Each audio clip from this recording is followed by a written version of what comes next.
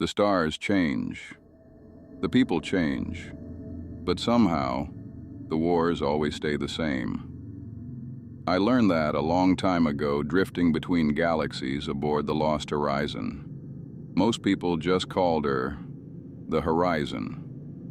From a distance, she could almost pass for an ordinary transport ship moving quietly through the outer systems. Almost.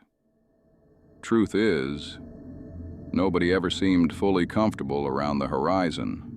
Dock workers stared a little too long. Customs officers usually found reasons not to ask questions. And every now and then, some old navigator or half-drunk traveler would swear they'd heard stories about a ship matching her description appearing in places no vessel should have been able to reach. Dead systems, forgotten routes, galaxies separated by distances too large for ordinary hyperspace travel. Most people laughed those stories off. Long flights make people believe strange things.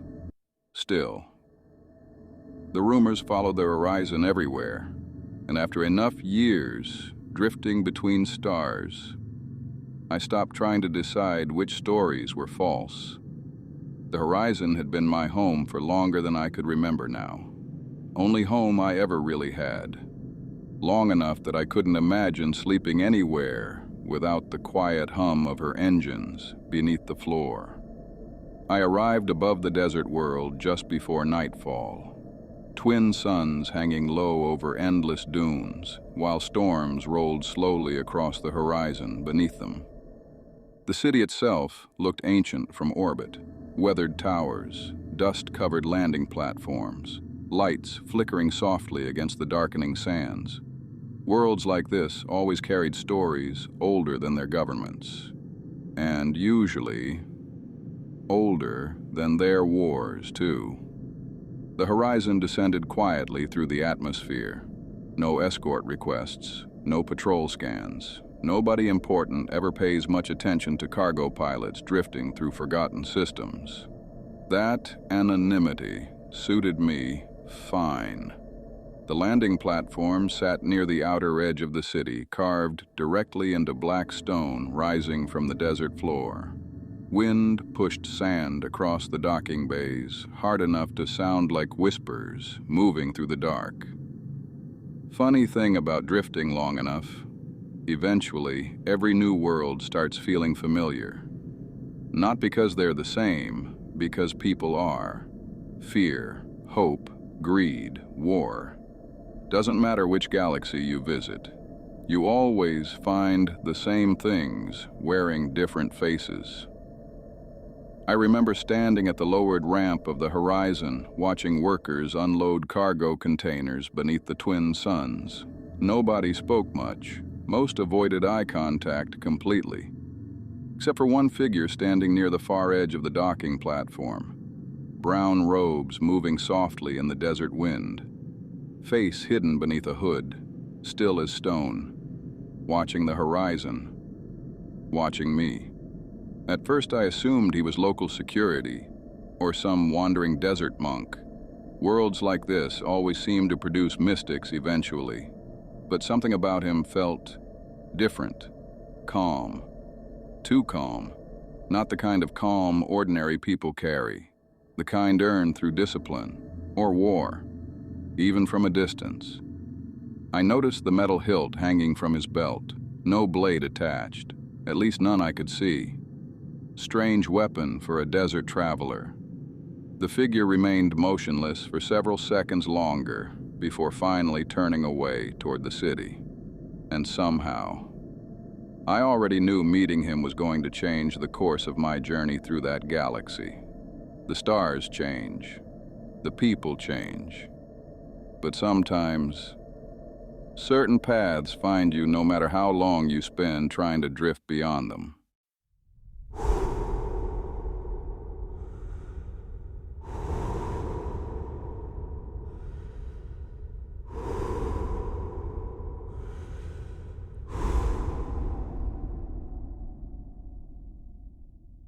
The desert winds grew louder after midnight. By then, most of the market district had gone quiet. Lanterns still swayed above the streets, but the crowds had thinned. Shops closed one by one behind rusted metal shutters. Music faded from the gambling halls near the lower district, and somewhere beyond the city walls, the dunes kept moving beneath the twin moons. I remember standing beside the repair shop window, watching sand drift slowly through the empty streets below. The protector had vanished hours earlier. At least, I thought he had. Truth is, people like that rarely disappear as completely as you think they do. The old mechanic downstairs was still awake when I finally went looking for tea. Tiny little workshop. Hot air. Oil-stained tools scattered across every surface. The whole place smelled like burnt circuits and machine grease. The mechanic barely looked up when I entered. Just slid an old metal cup across the counter toward me. "Storm's getting worse," he muttered. The city almost sounded nervous. Strange thing to say, maybe. But some places develop moods after dark. That world did. Then, after a long silence, he asked, "You planning to stay long, pilot?" Funny thing about questions like that, sometimes people are asking more than they say aloud. I told him probably not. The horizon would be fueled by morning, a few system checks, then I'd move on. The old man nodded slowly, didn't seem surprised. "People like you never stay long." That caught my attention. I asked him what he meant. For a moment, he just stared into his teacup. Then finally, "There are travelers," he told me. "And then there are drifters." The way he said the word felt strange, careful, like he wasn't entirely certain it should be spoken aloud. I asked what a drifter was, but the mechanic only shrugged. "Silly old stories," he said. "Things old spacers whisper when the stars get too quiet."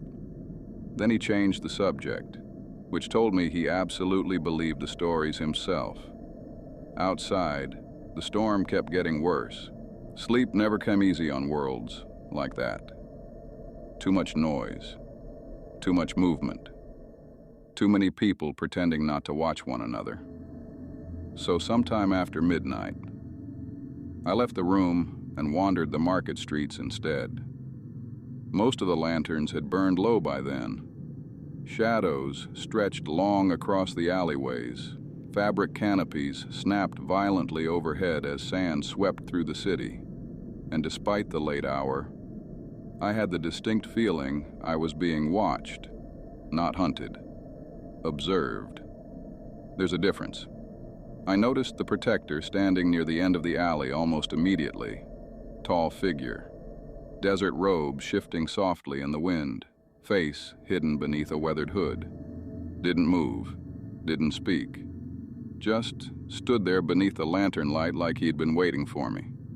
I noticed the hilt again hanging at his side. Polished silver metal. No blade, at least none visible. Strangest weapon I'd ever seen. For a few moments, neither of us spoke. Then, finally, the protector asked a question. "You've traveled far beyond this galaxy, haven't you?" Simple words, quietly spoken, but hearing them made something cold settle in my stomach. Because nobody should have known that. I asked him what he meant. The protector ignored the question, his gaze drifting upward toward the unfamiliar constellations hanging above the desert. "The stars around you are restless," he said softly. "You carry old pathways with you."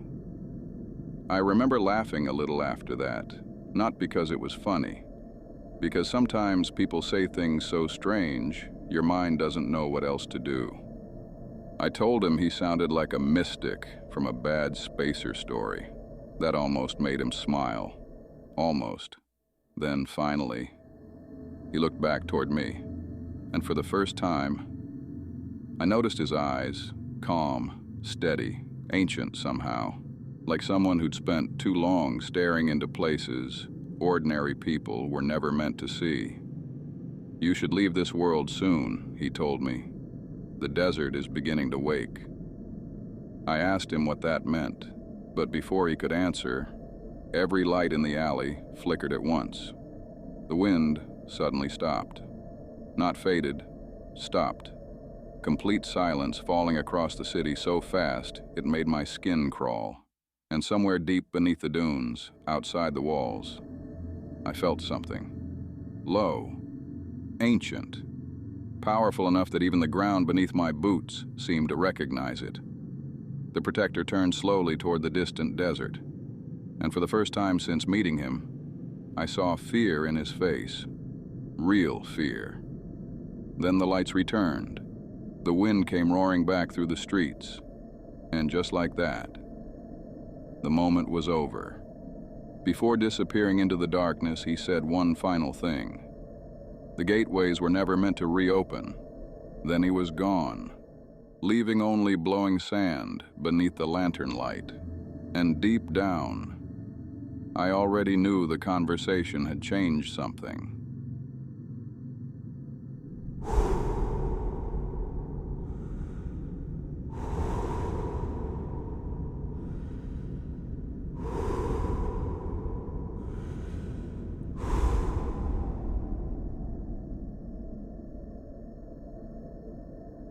I returned to the horizon not long after the conversation in the alley. The storm had grown stronger by then, sand sweeping across the docking platforms beneath the twin moons. Wind screaming between the towers hard enough to shake loose metal signs from their chains. Most ships in the port had already powered down for the night, but the horizon never truly slept. She waited, quietly, patiently, like she always had. I remember pausing halfway up the loading ramp and glancing back toward the city one last time. The lanterns looked smaller now beneath the storm, fragile somehow, like tiny lights trying to hold back an ocean of darkness moving through the desert beyond the walls. Then the ramp sealed behind me, and the silence aboard the horizon wrapped around me like it always did. Funny thing about drifting between galaxies long enough. Eventually, ordinary worlds start feeling temporary, but the horizon never did. The ship was the only constant thing left in my life. The stars changed, empires changed, entire civilizations vanished while new ones clawed their way into existence. But the horizon remained, steady, watching, waiting. Most people who heard stories about ships like ours assumed they were myths, ancient travelers drifting between galaxies, observing worlds from the shadows, never interfering, never choosing sides, just passing quietly through history while civilizations rose and collapsed around them. Truth is, most myths begin somewhere. I'd crossed through enough gateways by then to stop questioning the impossible. The horizon knew the paths between galaxies better than I ever would. Some worlds called ships like her sacred, others feared them, a few hunted them. That was why we stayed hidden, why I used cargo routes as cover, why I kept moving. Because the moment powerful people understood what the gateways truly were, they always wanted control of them. And power like that inevitably leads to war. It always does. The stars change. The people change. But somehow the wars always stay the same. I settled slowly into the pilot's chair while storm winds rattled softly against the hull outside. Navigation charts drifted across the displays, local trade routes, outer rim patrol sectors, mining colonies scattered beyond the dunes. Normal things, safe things. Still, my thoughts kept returning to the protector, the way he looked at me in the alley. Not surprised, not fearful, aware. Like he already understood exactly what the horizon was, or at least, what she represented. That troubled me more than I cared to admit. I'd seen monks before, mystics too, even wandering wizards on worlds most people would never believe existed. But this protector felt different. Always calm, always measured. Yet, somehow, I knew he was a warrior too. Not because he threatened anyone, because real warriors rarely need to. Then the horizon chimed quietly. Single tone, low priority sensor detection. I checked the outer scanners, expecting another docking vessel arriving through the storm. Instead, 3 ships had just entered the outer atmosphere beyond the desert. Long-range craft, fast, military design. Their transponder signals were masked, but not well enough. Something about them immediately felt wrong. Sharp, aggressive, predatory. The horizon seemed to recognize it too. Several systems dimmed automatically throughout the cockpit. Passive observation mode. The ship becoming quieter, harder to trace, like instinct or experience. I studied the incoming ships for a long moment. Black hulls, minimal lights, no trade registry markings, not local patrol craft either. I'd seen ships like that before. Not in this galaxy, but close enough. Funny thing about darkness, no matter what galaxy you drift into, it eventually starts wearing familiar faces. A few seconds later, another signal appeared on the display. Encrypted, originating from somewhere inside the city below. The Protector. I knew before opening it. For several moments, there was only static beneath the storm interference. Then his voice finally broke through. Calm. Controlled. But tense enough that even he couldn't completely hide it. They've come sooner than expected. I didn't answer immediately. Outside the cockpit windows, the storm continued sweeping across the docking district beneath the twin moons. The Protector spoke again. You need to leave this world before sunrise. I asked him who the ships belonged to. Long silence. Then, finally, people who would kill entire worlds for what your ship can do. The words settled heavily inside the cockpit. Not because they frightened me, because deep down, I already knew he was telling the truth.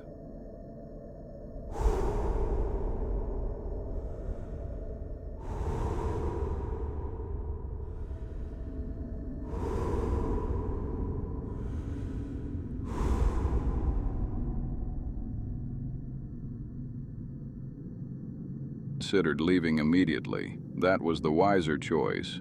The drifters survive by remaining myths, observers, silent travelers moving unnoticed between galaxies.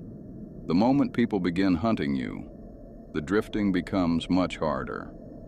Still, I couldn't shake the feeling that the Protector hadn't contacted me simply to warn me away. He was preparing for something, and he already knew he might not survive it. You should let us handle this, he said quietly through the static. This conflict belongs to our order, not yours. I almost laughed at that. Wars always sound local when they begin, until they aren't anymore. But he was right about one thing. This wasn't my galaxy, wasn't my fight. The horizon and I were supposed to remain watchers, nothing more. Yet somewhere beneath the dunes outside the city, something ancient had started waking. And judging by the fear hidden beneath the Protector's calm voice, the arriving ships already knew it. I should have left before sunrise. Truth is, the horizon was already prepared to. Navigation routes quietly plotted, engines warm, storm windows clearing across the cockpit glass, while the twin suns slowly prepared to rise beyond the dunes.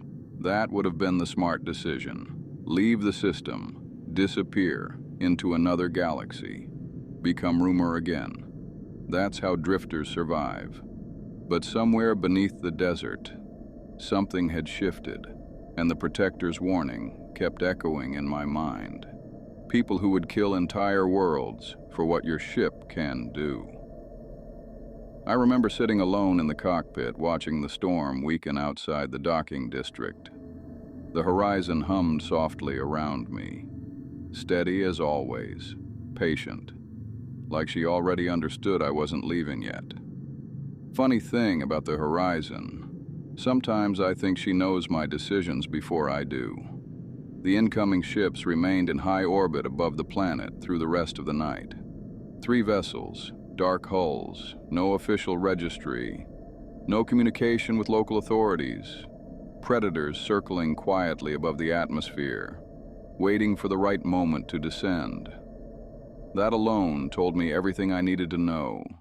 People like that never arrive peacefully, especially not in remote systems beyond the reach of stronger governments. By mid-morning, the storm had mostly passed. Market streets reopened, dock workers returned. Travelers moved through the city, pretending life remained normal. But tension lingered beneath everything now. Even ordinary people could feel it. Fear spreads quietly on worlds standing near the edge of war. I'd seen it countless times before. The signs never really changed. Quieter streets, fewer smiles, people watching the skies too often. I was halfway through recalibrating one of the Horizon's long-range scanners when the transmission arrived. Encrypted again. The Protector. This time, his voice sounded different, more urgent. "There's been movement beyond the northern dunes," he said quietly. "Your new arrivals?" I asked. "Yes." Short answer. Controlled, but underneath it, concern. Real concern. I asked him what they were searching for. Long silence followed. Then finally, "You." The words settled heavily inside the cockpit, not because it surprised me, because part of me had expected it. The Protector continued before I could respond. "They don't fully understand what you are yet," he said, "but they understand enough." That sentence bothered me more than I wanted to admit. What you are, not who you are. I glanced down toward the horizon's controls while the ship hummed softly beneath my hands. Then I asked the only thing that really mattered. "How long before they come looking here?" The Protector didn't answer immediately. When he finally spoke again, "They already are." At nearly the exact same moment, the horizon emitted a low warning tone. "Motion detection. Docking district perimeter." I activated the external cameras. 3 figures had entered the docking platforms below. Black robes moving slowly through the crowds. No visible insignias, no visible weapons. But unlike the Protectors, these figures didn't bring calm with them. People moved away instinctively. Fear spreading through the crowd without anyone understanding why. The closer figure slowly lifted his head toward the horizon, even through the camera feed. I felt it. Pressure. Cold. Like standing too close to an open airlock. I kept watching the figures below through the external cameras. 3 dark-robed strangers standing motionless beneath the horizon, while crowds moved nervously around them. The central figure still staring at the hull, studying it, like he could feel something hidden beneath the surface. That unsettled me more than I cared to admit. Most people saw only a ship when they looked at the horizon. These men saw possibility. And men who crave power become dangerous the moment possibility enters the room. The Protector's voice crackled softly through the cockpit speakers again. "If they realize what the gateways truly are..." He stopped speaking for a moment, almost like he regretted saying even that much. Then finally, "They'll tear worlds apart searching for them." I leaned back quietly in the pilot's chair while sunlight drifted across the cockpit glass. Funny thing about ancient secrets. Every generation believes it will control them better than the last. None ever do. I asked the Protector why his order cared so much about the gateways. Long silence followed. Then, finally, because we remember what happened the last time they were opened. That answer stayed with me, not because of what he said, because of the fear behind it. Real fear, not for himself, for entire systems. I'd heard stories like that before, drifting between worlds, fragments mostly, whispers traded between old navigators near the edges of mapped space. Stories about wars spreading across galaxies so completely that stars themselves were said to burn. Most people dismiss those tales as mythology, ancient exaggerations passed down through too many generations. But the protectors clearly believed otherwise, and judging by the men now standing beneath the horizon, so did their enemies. One of the dark-robed figures finally moved toward the docking ramp. Slow, deliberate, no fear at all. The closer he came to the ship, the heavier the atmosphere aboard the cockpit seemed to become, pressure building silently in the air. The horizon dimmed the interior lights again, not malfunctioning, reacting. Like an animal sensing danger before the storm arrives. I stood slowly from the pilot's chair. Not because I intended to fight.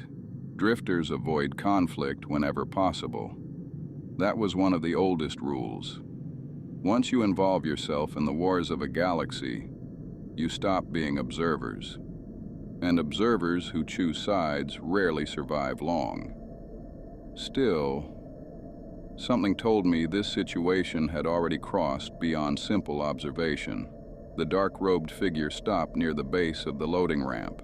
Then finally, he spoke. Even through the external audio sensors, his voice sounded wrong somehow. Cold, controlled, like kindness had been carved out of him long ago. That vessel does not belong to this galaxy. Simple sentence, quietly spoken. But hearing it sent a chill through me stronger than the desert storm ever had, because now I knew for certain they understood more than they should. The figure continued staring toward the hull. There are stories about ships like this, he said softly. Ancient travelers crossing pathways hidden between stars. The horizon hummed lower beneath my feet, steady, watchful. I remained silent. Outside, dock workers had started disappearing from the surrounding platforms entirely. Fear spreading through the district now without anyone fully understanding why. The dark-robed figure tilted his head slightly, almost smiling. "You've hidden well," he said, "but not well enough." One of the external feeds toward the city outskirts, beyond the docking district. Several figures in desert robes were moving quickly across the streets. Protectors, no longer calm observers. Warriors now. And for the first time since arriving on that world, I saw the weapons fully drawn. Brilliant blades of light igniting from the hilts I'd noticed earlier. Not fire, not plasma exactly. Something cleaner, ancient, elegant. The glowing weapons cut through the blown sand like pieces of captured sunlight. Beautiful. Terrifying, too. The dark-robed figure beneath the horizon turned slowly toward the distant city. And for the first time, I saw amusement cross his face, like this confrontation was exactly what he'd hoped for. Then he looked back toward my ship one final time, toward me. Even through layers of steel and cockpit glass, it felt like he could see directly into the horizon itself. "The pathways will open again," he said quietly.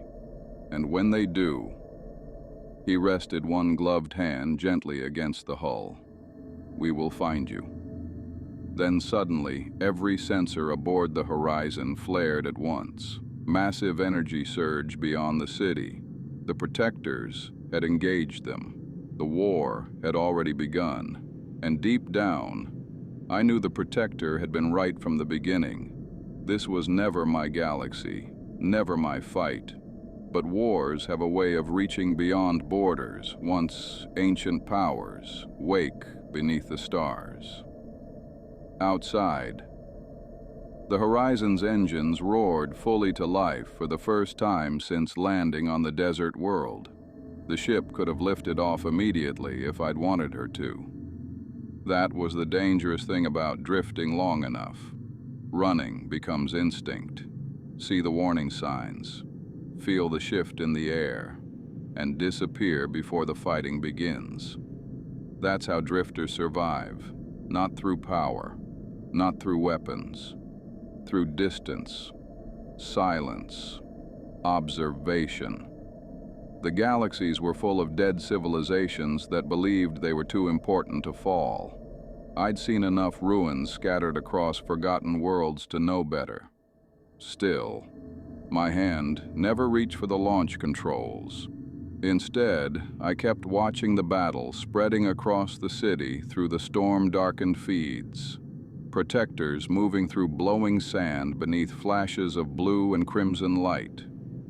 The dark-robed warriors pressed steadily toward the desert beyond the walls, toward something hidden beneath the dunes, and somewhere deep inside.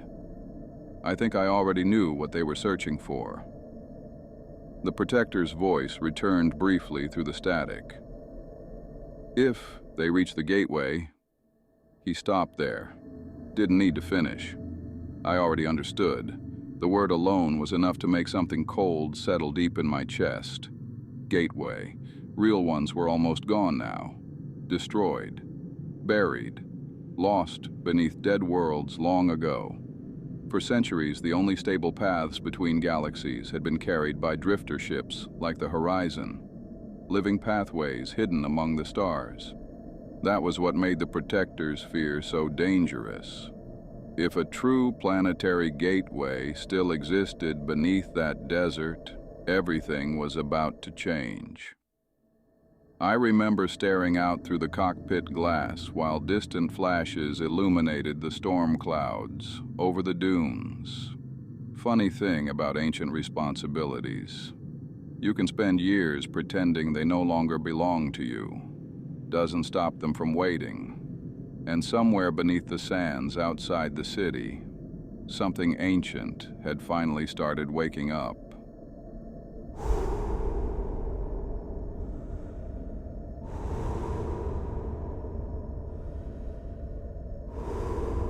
I should have left orbit the moment the additional ships entered the system. That would have been the logical decision, the safe decision. Drifters survive because we keep moving. We observe, we remember, and when wars begin, we vanish before they consume us too. That was the oldest lesson ever passed between the gateways. Never become trapped inside the conflicts of a single galaxy, because eventually every empire falls, every alliance fractures, every victory turns into another war waiting to happen.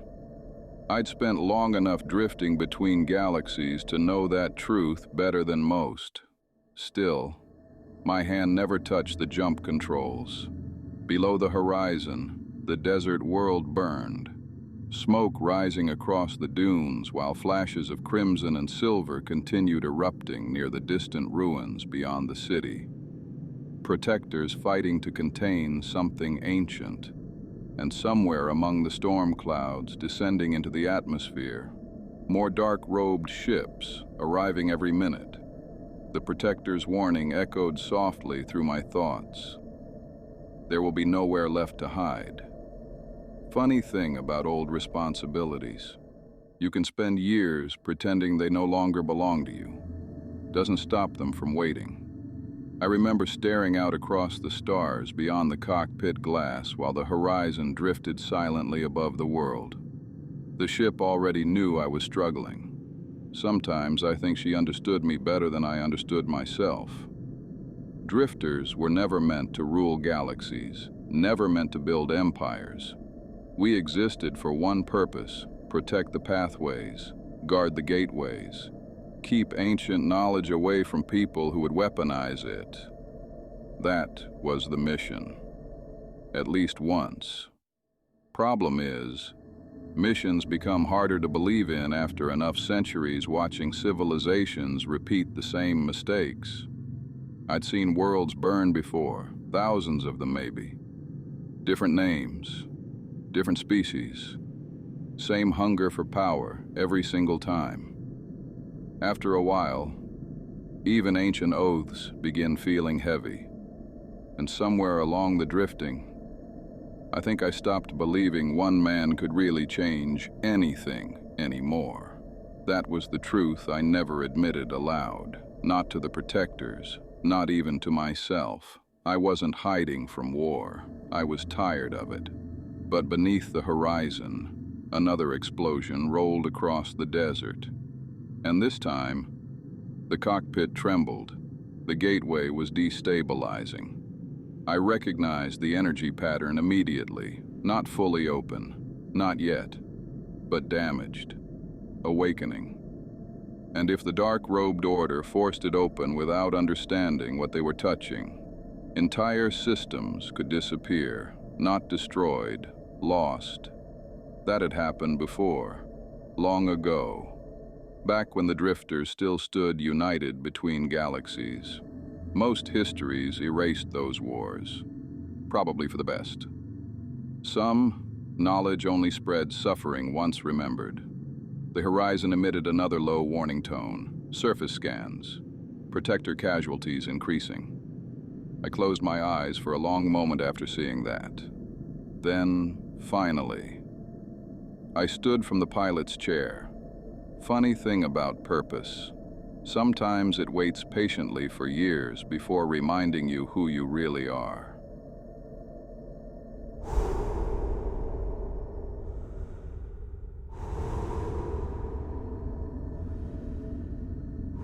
The horizon descended through the storm clouds just before nightfall. No weapons active, no dramatic arrival. That wasn't our way. Drifters learned long ago that power announced loudly usually belongs to people trying to convince themselves they deserve it. The horizon moved silently across the desert instead, almost ghost-like. Below us, the dunes had changed. Massive fractures spread through the sands near the buried ruins beyond the city. Ancient structures emerging slowly beneath the storm, like something waking after 1,000 years beneath the earth. The gateway itself sat at the center of the excavation site, ancient beyond understanding. Not a machine in the way most civilizations would define one. More like a structure grown instead of built. Massive black stone pillars surrounded the ruins beneath the dunes. Each tower covered in glowing symbols, shifting slowly beneath layers of drifting sand, like living constellations, moving across the surface. And at the center, an obsidian monolith stretched high into the storm-darkened sky, smooth, featureless at first glance, yet impossible to stop staring at. Thin streams of pale light moved beneath the stone, like stars trapped inside frozen glass. The entire place felt wrong in the way truly ancient things often do. Not evil, not alive exactly. Just older than comfort, older than language, older maybe than memory itself. Even after all my years drifting between galaxies, the sight of it unsettled me. Not because gateways were rare, because almost none of them still existed anymore. Most had been destroyed long ago during wars. Ancient civilizations tried desperately to erase from history. Others buried intentionally beneath dead worlds where nobody would ever find them again. For centuries now, the only stable pathways left between galaxies had been carried by the drifters themselves. Ships like the horizon. Living maps moving silently through the stars. That was what made the ruins beneath the desert truly terrifying. This wasn't a fragment, wasn't a damaged relay station. It was a true planetary gateway. Ancient, dormant, still alive. And I hadn't seen one in decades, maybe longer. Still, the moment I saw the monolith waking beneath the storm, I understood exactly why the protectors were willing to die, defending it. Because if men like the dark-robed Order learned how to stabilize a fixed gateway, entire galaxies would suddenly become vulnerable to conquest. Wars would stop being separated by distance. Nothing among the stars would remain isolated anymore. Below us, the protectors fought beautifully through the ruins. Precise movements, elegant weapons of light cutting through the storm-darkened sands, calm even in battle. The dark-robed warriors fought differently, aggressive, brutal, driven entirely by domination, not balance, not wisdom, power, always power. And standing near the monolith itself, I saw him, the leader, tall figure draped in black robes, watching the battle without moving. One hand resting calmly against the ancient stone while faint symbols pulsed beneath his fingers, listening to it, learning. That frightened me more than the fighting itself, because gateways speak eventually. And once they begin whispering, curious minds rarely stop listening. The protector contacted me moments later through a weakened transmission. "You shouldn't have returned." His voice sounded exhausted now. I glanced toward the battle unfolding across the ruins. "You're losing." Long silence. Then quietly, "Yes." I asked him how long before the gateway fully awakened. "Not long."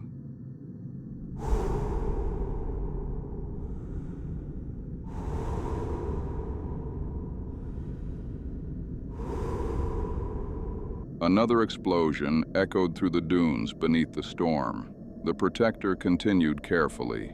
If they stabilized the pathways, he stopped there, didn't need to finish. I already understood. Once one planetary gateway opens successfully, others hidden across the galaxies begin responding. That was the true danger. Not one war, thousands. Civilizations colliding through pathways ancient species buried for a reason. I remember standing inside the horizon afterward while the storm battered softly against the hull. Weapons lined one of the hidden compartments near the lower deck, collected over lifetimes of drifting between galaxies, some elegant, some brutal. Blades forged on worlds long since turned to ash. Pulse rifles belonging to species nobody remembered anymore. Weapons designed for wars so ancient most civilizations would mistake them for mythology. Drifters learned long ago that every galaxy eventually invents its own version of violence. I rarely carried any of them anymore. Most of the time, the horizon and I simply watched. But watching only works until darkness starts reaching for the pathways themselves. My hand moved slowly across the collection before finally stopping near a single silver hilt, resting quietly near the center. Simple design, balanced. Not because it was my deadliest weapon, far from it. But tonight, it felt appropriate, equal. The kind of weapon warriors like the Protectors would understand immediately. Funny thing about old fighters. Sometimes they choose weapons for symbolism as much as survival. The storm reached its worst shortly after nightfall. Wind screaming through the ruins, hard enough to shake ancient stone loose from the buried towers surrounding the monolith. The battle had spread across the entire excavation site by then. Protectors moving desperately between collapsing pathways, while the dark-robed warriors pressed steadily toward the gateway itself. Still, The leader never moved. He simply stood beside the monolith, watching, learning, waiting. That was what finally convinced me this could no longer remain someone else's war, because I'd seen men like him before, different galaxies, different names, always the same hunger. And hunger like that never stops willingly. The Protector's forces were failing, slowly, honorably, but failing.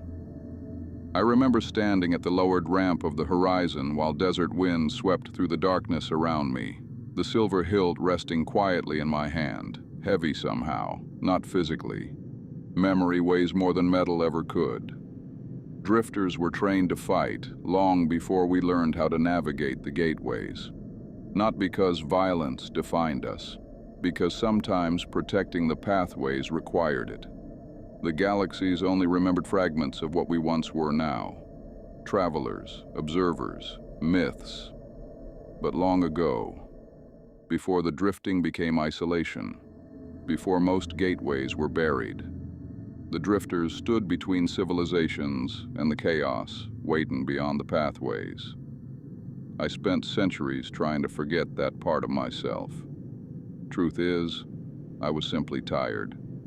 Tired of wars, tired of loss, tired of watching history repeat itself across endless stars. But standing there beneath the storm, watching another gateway preparing to fall into the wrong hands, I realized something. The mission never disappeared. Only the people carrying it did.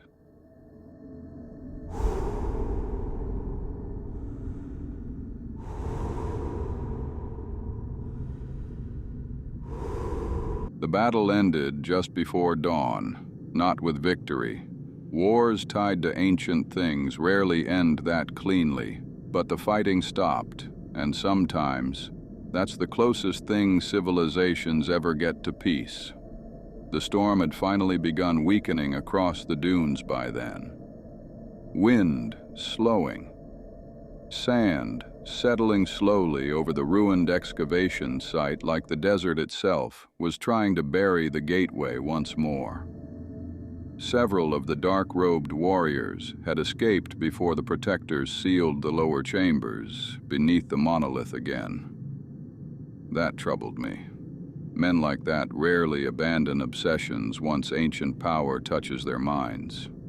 They would return someday. Maybe years later, maybe centuries.